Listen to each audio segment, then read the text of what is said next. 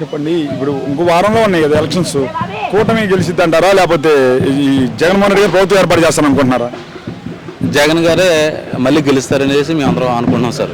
జగన్ గారే గెలుస్తారు సార్. ఆయన ఇచ్చిన సంక్షేమ పథకాల వల్ల ఆయన గెలుస్తారనేసి మేము గట్టిగా నమ్ముతున్నాం సార్.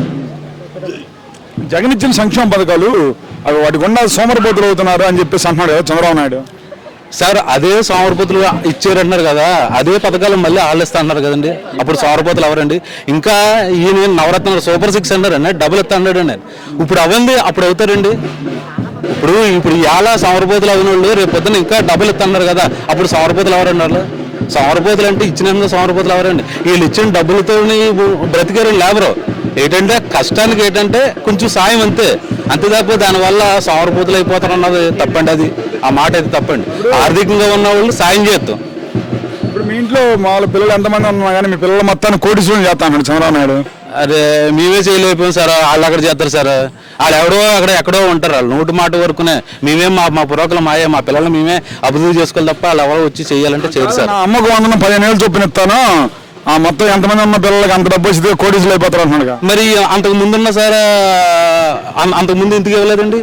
అంటే జగన్ గారు ఇచ్చారని చేసి నేను ఇస్తాననేసి మోసం చేయాలనే కదండి ఇప్పుడు ఈ పథకాలండి. అంతకుముందు 14 సంవత్సరాలు చేశారు కదా, అప్పుడు ఎందుకు పెట్టలేదు పథకాలండి?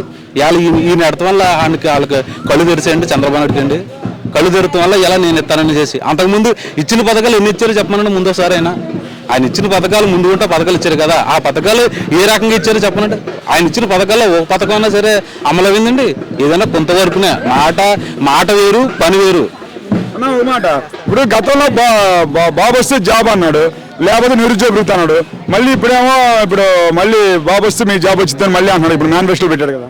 మాట కదండి, నోటి మాటే కదా. నోటి మాట చెప్తే నేను చెప్పేస్తానండి, నవకొండారాన్ని నేను సింగపూర్ చేస్తానంటానండి. కానీ అవ్వదు కదండి. అది సింగపూర్ చేయాలంటే ఇప్పుడు చేసేయండి. మన సింగపూర్ చేయడం మన గెలిచిన 5 సంవత్సరాల్లో మన ఆర్థిక పరిస్థితుల్లో తెలంగాణ మన ఆంధ్ర విడిపోయినప్పుడు నేను చేస్తానని చేసారు. ఆయన నిలబెట్టారండి. ఓ మాట కూడా చేయలేదు కానీ ఆ సింగపూర్ చేసాడండి. ఆయన ఎక్కడ చేశారు? వాళ్ళ కుటుంబం అంటే వాళ్ళ వర్గాన్ని సింగపూర్ చేసుకున్నాడండి. మనకంటూ లేబర్ కన్నది కనుక రూపాయి కూడా చూడలేదండి.